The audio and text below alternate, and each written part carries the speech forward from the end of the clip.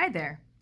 I'm Dr. Laura at Marion Dental in Marion, Iowa, and I am here to start a new series on how to care for your teeth in your retirement years.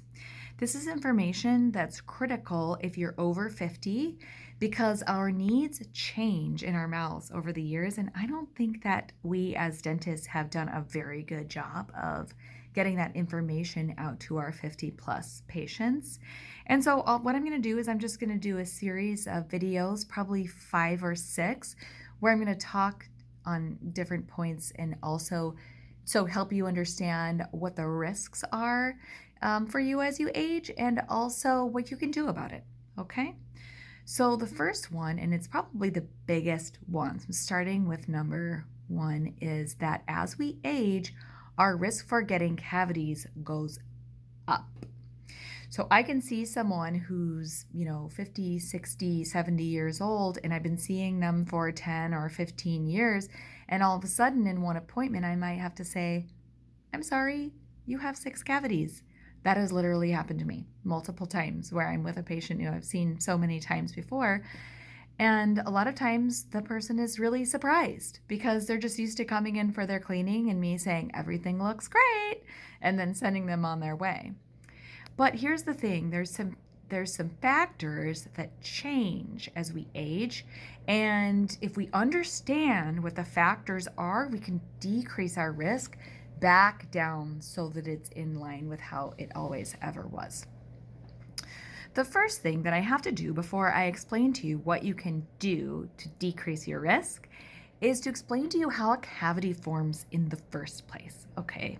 So when a cavity forms in your tooth, basically what's happening is it's an acid-base process. So you guys are going to have to go back to your chemistry class in your mind and remember what the pH means. So pH is how we measure whether something is acidic or not.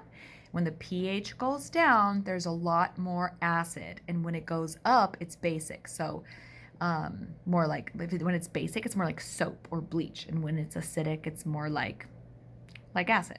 Okay, so when there is acid on the tooth, the acid starts to pull the calcium out of the tooth, and as it comes out, the calcium, the enamel gets softer and softer until it becomes kind of sticky. That's why the dentists like to use the little pokey thing when they're checking for cavities, because they're looking to see, is the pokey thing getting caught anywhere? If it is, then that's a spot where it's lost calcium and the cavity is growing. So since we understand that the cavity forming is an acid-base problem, we can do things that raise the pH, meaning get our mouths into more of a basic or even a neutral situation and less in an acidic situation. We have a couple problems with that.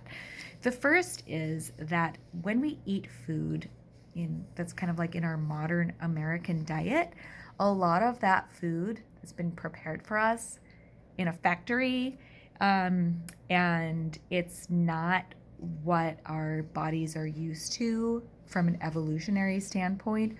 Cavemen never got cavities, and it's because cavemen only ate whole foods. They didn't have any food companies making chips and goldfish and Teddy Grahams and things like that and putting them in little convenient single serving bags for us, right? So what happens when we eat the food that the bacteria really like in our mouths, like cookies or crackers or bread, that type of thing, then the bacteria takes that food and metabolizes it into an acidic byproduct. So one of the problems that we have is that our modern diet is very cavity prone. So something that we can do to decrease our risk as we age, and this will help your body, your whole body health too, is we can actually focus on eating whole foods that were made by the earth. And I'd like to tell my patients that if a food used to have dirt on it, then you are good to eat that food. If it's something that a factory had to prepare for you, you want to limit that. And if you're going to eat it, make sure you brush your teeth afterwards, or just limit the number of times per day that you're putting a cracker or a little graham cracker or something in your mouth. Okay, so that's number one, is to watch your diet. Your heart will thank you, your stomach will thank you, your brain will thank you if you eat foods that nature made. So you could have some nuts for a snack, you could have a piece of fruit, you could have some cheese, certainly vegetables, all those things. The bacteria that make cavity and make the acid, they don't know what to do with those whole foods. Okay, so that's thing number one, is to decrease the processed food and increase the whole foods. Number two is to watch your saliva. You know, there's a lot of medications that we get put on as we age, things for our heart, things for our mental well-being, and a lot of those medications create a dry mouth. So what happens is when our saliva supply decreases, the acid goes up because saliva has buffers in it, and that's going back to your science class. Okay, a buffer is a substance that neutralizes the acid. Okay, so if your mouth is dry, that means that you are higher risk for getting a cavity.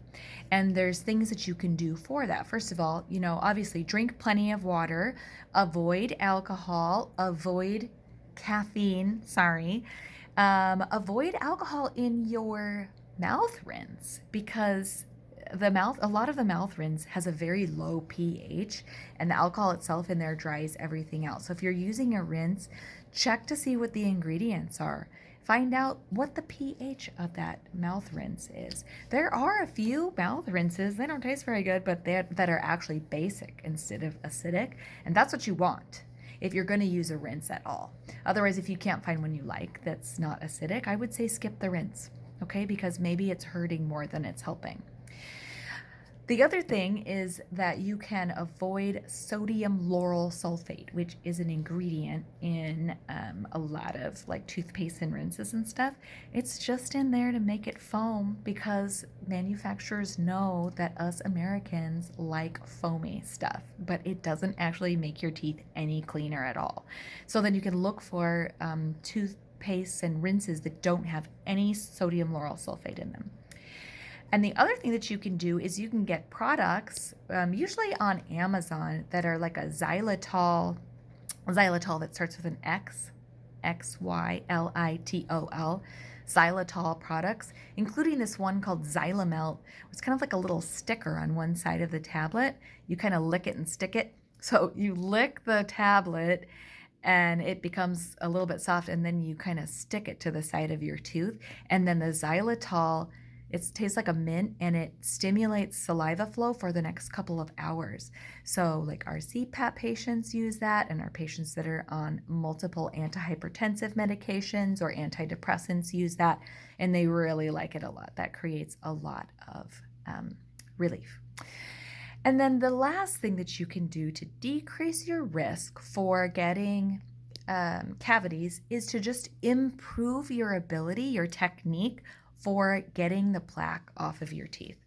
I'm going to admit something to you guys that honestly I wish wasn't true, but I was in a class in dental school. I was a sophomore in dental school, and in this class we had to prove that we ourselves had excellent dental hygiene in order to pass the class. And so every day we went into the class, we would have to swish with this pink disclosing agent to show us where the plaque was.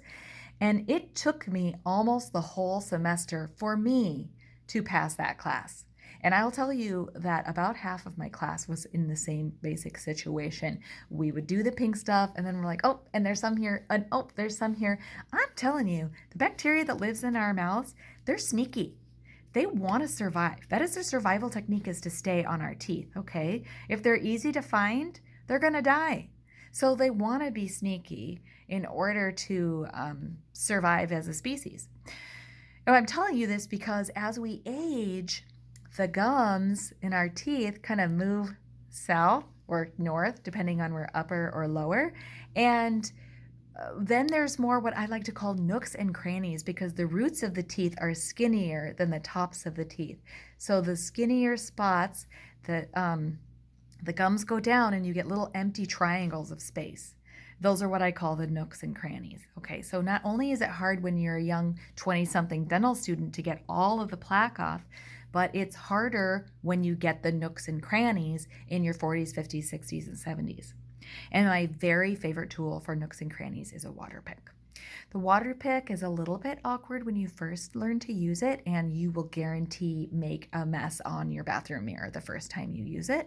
But it's also super satisfying. Like if you really like scrubbing out grout or just really cleaning off a kitchen surface, you will actually find a water pick to be very satisfying. And every time you get out a little bit of food or plaque from in between your teeth, you can pat yourself on the back because you are helping yourself avoid having to come see me too much, right? Okay, so water picks.